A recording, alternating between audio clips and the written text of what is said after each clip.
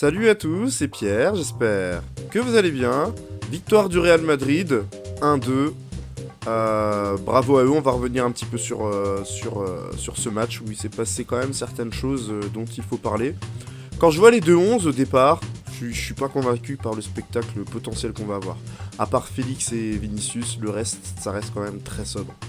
Le Barça joue d'une façon un peu particulière, 4-5-1 en défense, 3-4-3 en attaque, avec l'espèce de boîte au milieu de terrain. Le match démarre, et en fait, jusqu'au premier but, il se passe pas grand chose à vrai dire. Alors parlons du but. Gundogan est face au jeu, et il joue en appui sur Ferran qui tente le 1-2. Là, c'est Tchouaméni qui intercepte, et là, Rudiger, j'ai pas compris. La balle arrive lentement dans sa zone, parce qu'elle est contrée par Tchouaméni, elle arrive lentement dans sa zone, donc c'est à lui d'intervenir normalement. Mais il va faire le signe aux autres d'y aller à sa place, comme si c'est bon, c'est sécurisé, vous allez la voir. Mais on voit bien qu'à la lenteur de la balle, il faut qu'il y aille. Sauf que Gundogan avait suivi son 1-2, Alaba est un peu plus loin de l'action. Il essaie d'intervenir, mais il est trop court.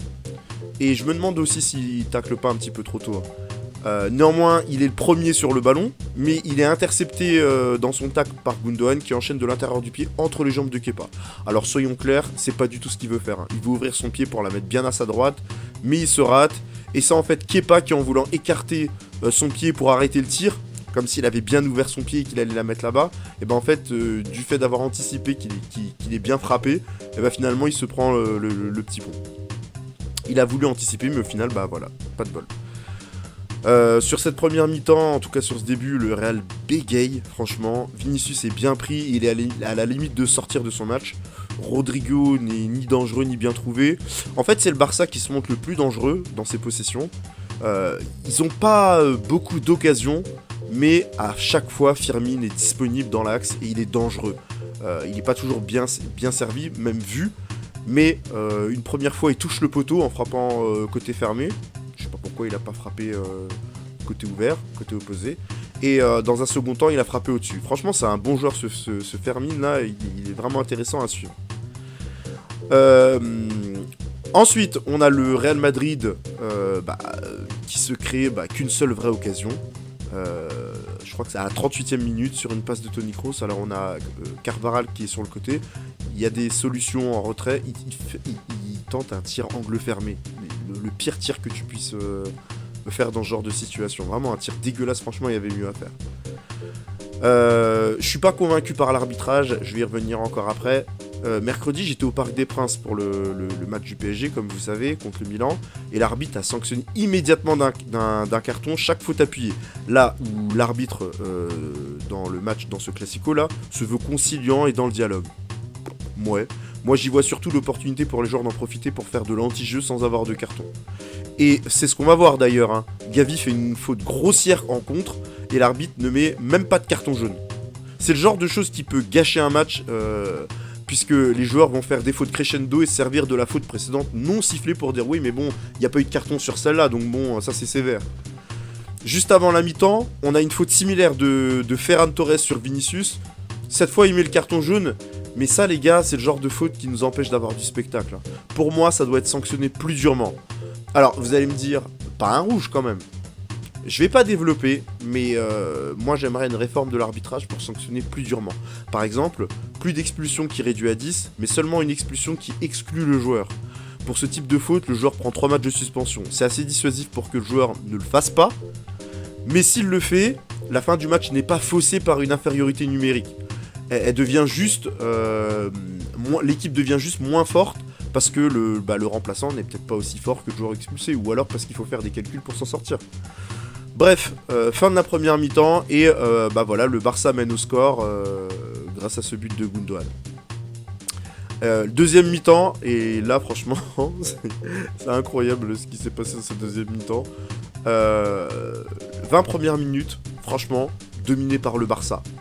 Et je pense que c'est là qu'ils vont avoir des regrets, le Barça. Parce qu'ils ont eu plusieurs occasions, dont un poteau. Ils ont eu des frappes, des opportunités. Là où le Real va se contenter de frappes de loin, notamment par Tchouaméni. Et c'est par l'intermédiaire d'une de ces frappes de loin que le Real va égaliser par Bellingham, Et ça montre hein, les limites de ce Real Madrid, hein, qui peine à se trouver des tirs de qualité dans la surface. Parce qu'une équipe est forte quand elle se trouve des buts dans la surface de réparation. Hein. C'est pas quand il y a des tirs de loin. Le tir de loin, c'est un exploit, vous pouvez pas le faire tout le temps. N'importe quelle équipe peut pas arriver et se dire on va compter sur des tirs de loin. Ça, c'est pas possible. Donc c'est là qu'on voit les limites de ce Real. Mais bon... ils vont marquer grâce à Bellingham. Et en plus, Ter Stegen n'est pas irréprochable sur ce but. Hein. En tout cas, ça a le mérite de réveiller le Real qui va se montrer beaucoup plus entreprenant offensivement. On sent que ça leur a donné de la force. Valverde et Modric vont prendre le contrôle du milieu de terrain. Et là, juste après, je vous disais que j'étais pas convaincu par l'arbitrage. Comment tu fais pour ne pas siffler la faute d'Araujo sur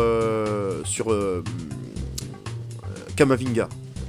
Comment tu fais pour ne pas la siffler? Comment c'est possible que l'arbitre et les membres de l'assistance vidéo soient passés à côté? N'importe quel arbitre, le plus inexpérimenté au possible, l'aurait sifflé tellement elle était facile et évidente. J'ai pas compris. J'ai pas compris. Et d'ailleurs, ça aurait pu faire scandale.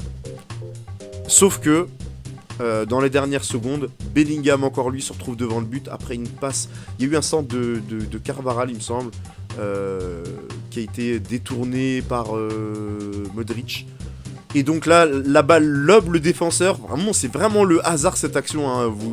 Vous essayez de la refaire, vous n'y arriveriez pas. Et la balle arrive dans les pieds de Bellingham qui marque entre les jambes du gardien. Beaucoup de réussite. Hein. Bon, ça c'est clair, beaucoup de réussite parce que comme je vous le dis, il pourrait pas le refaire. Mais le talent, c'est quand même d'être placé à l'endroit où il faut, c'est la lecture de jeu. Donc bravo Bellingham, victoire du Real Madrid. Le Barça aura des regrets parce qu'il aurait pu s'imposer, il aurait dû s'imposer. Voilà, franchement c'était un bon match. C'était un bon match malgré tout. Un peu gâché par l'arbitrage, que j'ai trouvé pas au niveau. Bellingham a encore marqué, c'est quand même incroyable hein, que la balle arrive toujours sur lui. Mais félicitations à lui et au Real Madrid. Dites-moi ce que vous en pensez. Je vous lirai avec une grande attention. Et je vous dis à très bientôt. Si je devais vous faire un résumé de Demetrio Albertini, c'est que c'est un mix entre Busquets et Pirlo. Busquets parce que Albertini courait très peu, il était tout le temps près des arbitres, il dictait le tempo du jeu, il initiait des pressings et il orientait le jeu. D'ailleurs son surnom c'était Il Métronome, le métronome. Pirlo parce qu'Albertini voyait loin, il n'hésitait pas à jouer long, à faire des passes décisives, il tirait les coups francs, les corners et les pénaltys.